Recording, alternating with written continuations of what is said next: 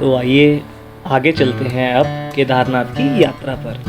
तो जैसे ही आप ऋषिकेश से निकलेंगे केदारनाथ के लिए और उत्तराखंड में जैसे ही आप एंट्री लेंगे, तभी वहाँ पे एक सिद्धूपति माँ भद्रकाली मंदिर दिखेगा आपको। तो जब भी आप आपकी यात्रा हो और केदारनाथ के लिए यहाँ से जा रहे हो, ज़रूर यहाँ पे दर्शन करके जाइए, आपकी यात्रा मंगलमय होगी।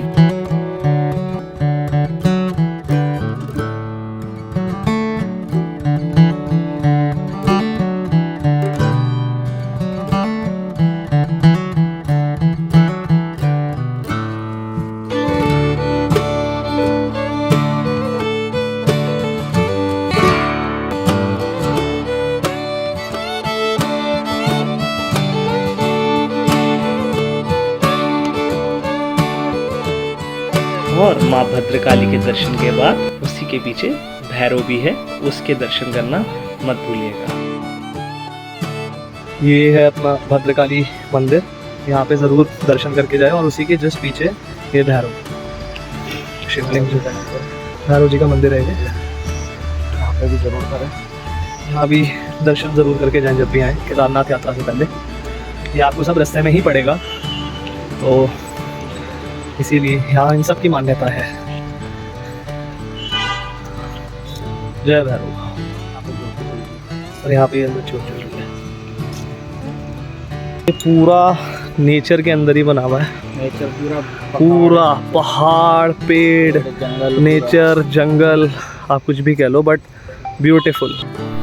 तो थोड़ी ही देर आगे चले थे और मिल गया हमें एक झरना।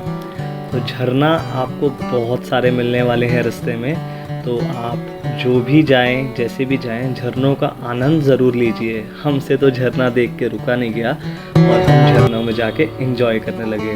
बहुत नहाया हमने वहाँ पे, बहुत एंजॉय किया। उसके बाद अब हम दोबारा से आगे निकलेंगे। तो अभी हमने झरना मिला था हम तो वहाँ पे भाई बढ़िया से नहा लिए। गर्मी से राहत और जन्नत की नेचर हमें तो ये मिली है। और एक इम्पॉर्टेंट इन्फॉर्मेशन ये है कि आप जब भी यहाँ से निकलें तो आप पानी की बोतल ज़रूर रखें अपने पास, मतलब पीछे से स्टॉक ले लें या फिर घर से ले आएँ। हमने अभी ऋषिकेश से लिया। ऋषिकेश के आगे आप जाएंगे देहरादून, देन आगे सोनप्रयाग, रुद्रप्रयाग, वहाँ पे बहुत महंगा मिलेगा आपको सारा सामान, कुछ भी। तो आप जो भी स्नैक्स आइटम, चिप्स वगैरह, चॉकलेट्स वगैरह और बाकी सब भी है, पानी की बोतल्स खास तौर पे 1 या 2 पेटी ज़रूर रखें। अगर आप 2 बंदे हैं या फिर उससे ज़्यादा, जैसी आपकी नीड हो।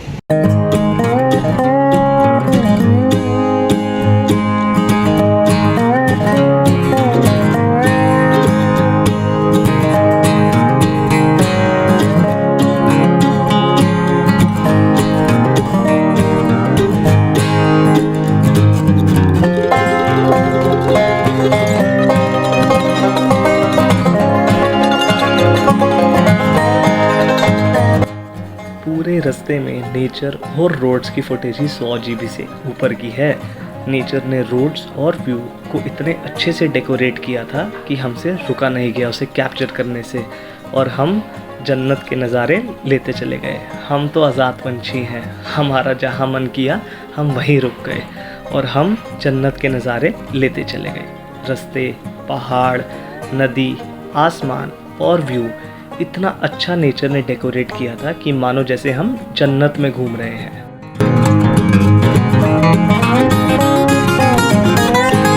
झरनों का बहता हुआ पानी बहुत ज़्यादा ठंडा था और बहुत ज़्यादा प्योर, एकदम क्रिस्टल क्लियर वाटर था और बहुत ही अच्छा। हमने तो बहुत से झरनों का पानी पिया है रास्तों में। भी आप आगे जाएंगे और कोई भी झरना मिले, आप ज़रूर अपनी बोतल वहाँ से भरिए और वो पानी पीजिए। आप देखेंगे आपको कितना ज़्यादा मज़ा आएगा। तो यहाँ पे रुके थे और यहाँ का व्यू चेक कीजिए आप लोग, बहुत गजब का व्यू, बहुत तगड़ा व्यू है, बहुत ही ज़बरदस्त। तो अब हम आ गए हैं श्रीनगर से थोड़ा सा आगे देवप्रयाग में, और यहाँ पर मानो आसमान, बादल और नीचे बहता हुआ पानी का शोर, नदी की आवाज़ सुन के ऐसा लग रहा है कि मानो हम जन्नत के साथ नहीं, जन्नत अपने साथ चल रही हो।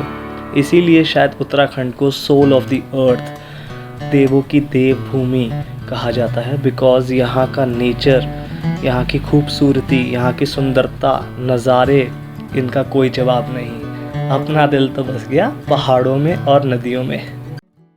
तो यहाँ पे अभी एक मतलब बढ़िया चीज़ हो गई है, वो ये हो गई है कि अभी 5 मिनट पहले तक बहुत कड़कती धूप थी गर्मी वाली, और अब अचानक से बारिश होनी स्टार्ट हो गई है। तो यही है कुदरत का करिश्मा, नेचर। और अभी हम यहाँ पे देवप्रयाग में रुके हैं अपना पेट्रोल दोबारा से रिफ्यूल कराने के लिए। इसके बाद सीधा धारी देवी।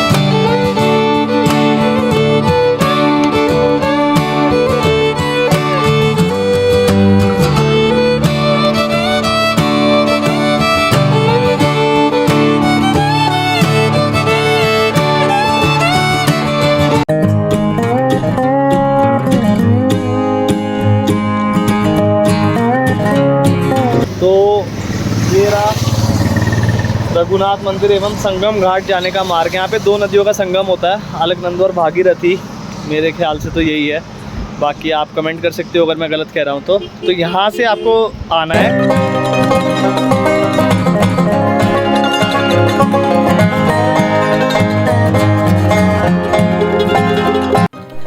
बारिश बढ़ती गई और तेज़ भी होती गई, और साथ ही नेचर, उसकी ब्यूटी भी बढ़ती गई। आसमान में बादल का गरजना और बिजली का चमकना, और ये पहाड़ों में बहती हुई बारिश, तेज़ नदी का बहाव, मानो जैसे किसी आर्टिस्ट ने इस नेचर को बनाया हो अपनी इमेजिनेशन से।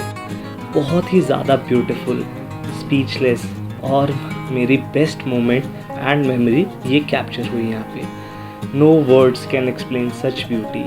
ऐसी ब्यूटी को कोई भी वर्ड एक्सप्लेन नहीं कर सकता। ये सब दिल और हार्ट में रखने वाली बात है। It's all in the soul. सीधा आगे चलते हैं धारी देवी और बताते हैं आपको वहाँ की हिस्ट्री और क्यों वो इस नाम से प्रसिद्ध है। तो चलिए अब चलते हैं धारी देवी मंदिर। ये अलकनंदा नदी के तट पे बनी है। श्रीनगर और रुद्रप्रयाग के बीच में ये मंदिर स्थित है। अब एक खास बात बताने जा रहा हूँ आपको, ध्यान से सुनिएगा। Dhari Devi is considered to be the guardian deity of Uttarakhand. उन्हें उत्तराखंड की संरक्षक देवी माना जाता है और 4 धामों में रक्षक के रूप में उनको पूजा जाता है। जब अलकनंदा हाइड्रो इलेक्ट्रिक डैम की कंस्ट्रक्शन की वजह से 16 जून 2013 को धारी देवी को उनको मूल स्थान से उठाकर पूरे मंदिर को 611 मीटर की हाइट पर रखा गया था, जिससे वो नदी में ना डूबे। इसी इंसिडेंट के कुछ घंटों में ही केदारनाथ में 16 जून 2013 में प्रलय आ गई थी। तो ये भी यहाँ के जो लोकल्स हैं, डिवोटीज़ हैं और बिलीवर्स हैं, उनका ये मानना है कि केदारनाथ में जो प्रलय आई थी उसका रीज़न यही था कि धारी देवी को उनके मूल स्थान से उठा के ऊपर रख दिया गया था।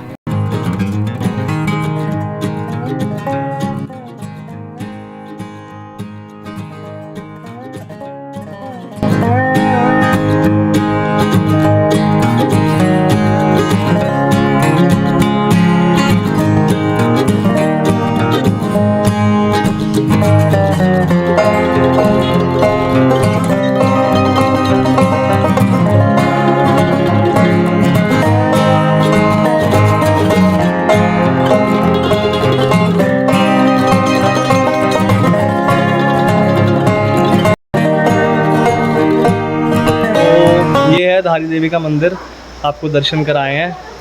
मतलब कहा ये जाता है कि यहाँ पे इनका अपर हाफ है, ऊपर का हिस्सा है, नीचे का हिस्सा आगे के एक मंदिर में है। तो वो भी अभी आपको दिखाएंगे, उसका नाम, उसकी हिस्ट्री सब कुछ बताएंगे। और इसीलिए शायद इसको देवों की भूमि कहा जाता है, क्योंकि यहाँ पे सभी देवी देवताएँ रहते थे, बसते थे। तो ये था धारी देवी। आशा करता हूँ कि आपको अच्छा लगा होगा। और अब हम आगे चलते हैं। मौसम बहुत ही ज़्यादा सुहावना हो गया है, बारिश बंद हो चुकी है, बट बहुत ही ज़्यादा ठंडी हवा चल रही है। यहाँ पे नेचर की ब्यूटी बहुत ही ज़्यादा अमेजिंग और स्पीचलेस है। अब आपको दिखाएंगे हम एक संगम, और उसके बाद हम आगे चलेंगे कोटेश्वर महादेव मंदिर। आप ये सोचेंगे कि यार ये लोग तो यहाँ पे आके मंदिर ही घूमे जा रहे हैं, तो मैं आपको ये बात बता दूँ कि ये देवों की देवभूमि उत्तराखंड है और यहाँ पे सभी देवी देवताएं बसते थे। तो यहाँ पे आके मंदिरों में जाना और वहाँ पे अभिषेक करना उनका, और अभिषेक का लाभ उठाना मोटिव है। और हम जो है प्रे करते हैं कि सब कुछ अच्छा हो आगे और हमारी केदारनाथ की यात्रा सफल हो। चलिए चलते हैं। ये है रुद्र मंदिर, और ये 2 अलग अलग नदियों का संगम हो रहा है दोबारा से, मंदाकिनी और अलकनंदा। और जो मंदाकिनी है ना वो पीछे वाली, पीछे वाली? हाँ अच्छा, जो पीछे है वो अलकनंदा है, वो बद्रीनाथ से आ रही है, और जो ये वाली है वो केदारनाथ से आ रही है, और यहाँ पे इनका संगम होता है।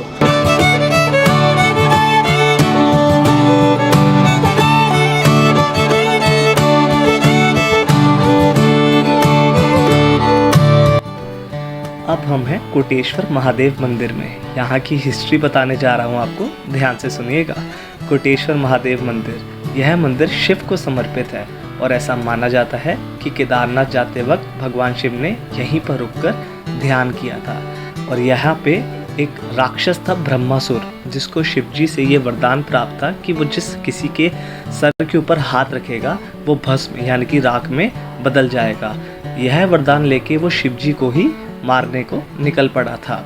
उसके बाद शिवजी बहुत जगह छुपे, बट उसके बाद अंत में यहाँ पे आके शिवजी ने विष्णु जी का ध्यान किया, और विष्णु जी उसके बाद एक अवतार लिया विष्णु जी ने मोहिनी के रूप में। उसके बाद विष्णु जी की मदद से वह ब्रह्मासुर का वध किया विष्णु जी ने। और ये मान्यता है कि ये कोटेश्वर महादेव मंदिर वही मंदिर है जहाँ पे ब्रह्मासुर राक्षस का वध हुआ था। मंदिर में जैसे ही आप अंदर जाएंगे बहुत सी ऊर्जा महसूस की जाएगी, पॉजिटिविटी मिलेगी आपको। शिवजी के ऊपर जो पानी की बूंदें हैं वह गुफा के माध्यम से गिरती है। यहीं से कुछ दूरी पर अलकनंदा नदी भी स्थित है।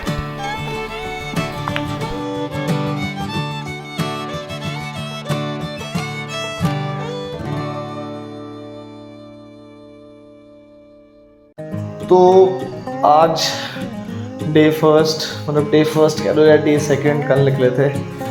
आज अब ब्लॉग को एंड कर रहा हूँ। मतलब रुद्रप्रयाग में रुके हैं हम, यहाँ पे एक रूम ले लिया था।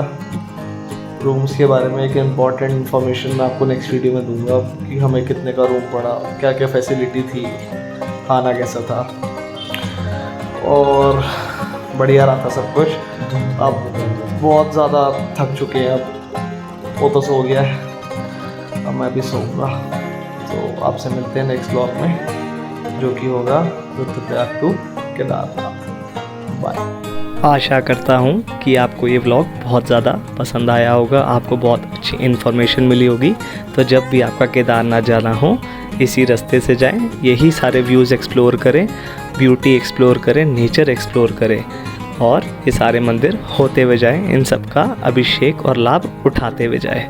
अब मिलते हैं आपको नेक्स्ट वीडियो में। अगर आपको ये वीडियोस पसंद आ रही हैं तो प्लीज़ इसको लाइक कीजिए, सब्सक्राइब, शेयर और कमेंट कीजिए। बहुत मेहनत कर रहे हैं आपके लिए। चलिए मिलते हैं नेक्स्ट वीडियो में। हर हर महादेव।